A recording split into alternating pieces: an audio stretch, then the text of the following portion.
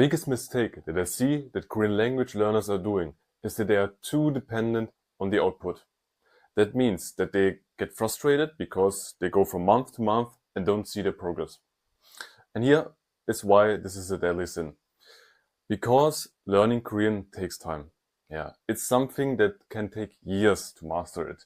And therefore, it's absolutely difficult to see progress just within a month, or even just a week, or even just a day. But with the right strategy, you can really make huge progress. So most people underestimate what they can achieve in 1 year, but overestimate what they can achieve in 1 month. But the truth is that the real progress is coming just from the consistent work, from a daily consistent work. And then the progress will come automatically. So I created this principle called focus shifting. So usually you can look at your brain as a machine with input and output.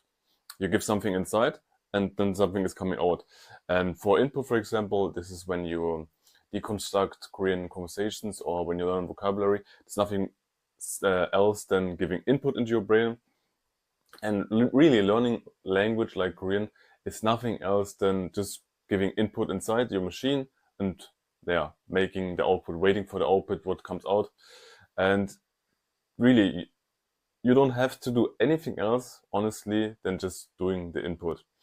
And we are raised by that because of our language education from school and stuff, that we are making huge pressure on us to get things right, things correct. And then we form a sentence inside the language, and then we are frustrated because the sentence is not right. It's not perfect, you know? The killer of language learning progress is perfectionism. And yeah, this comes from our education system. But the truth is that the absolutely best strategy in learning a language is by doing mistakes. Like, because if you make a mistake, you eventually find the right answer, and so you can make the real progress. So we have to really go away from getting the output right and just getting the input right. Yeah, and you can trust your brain that it's doing the work for you. Just put in the daily work, your Korean study, and then your brain will automatically learn those languages. And for input, what is important now is that you set a goal as time goal. Because you can also set a goal like, for example, sentences. I deconstructed it 10 sentences today or 20 sentences. I go through 1 lecture today or 2 lectures. Wrong. When you set your goal in learning Korean, the only way you have to set your goal is in time. Because like when you start out and then you compare 60 minutes, how much you can achieve in 60 minutes in the beginning, to how much you're capable to achieve in 60 minutes in, let's say, 1 year later, huge difference. So in the beginning, like if you have 60 minutes, you can deconstruct, let's say, for example, 20 sentences. You go through a TV show and then you understand 20 sentences. And then 1 year later, in the same hour, you can pretty much achieve 10 times as much as that.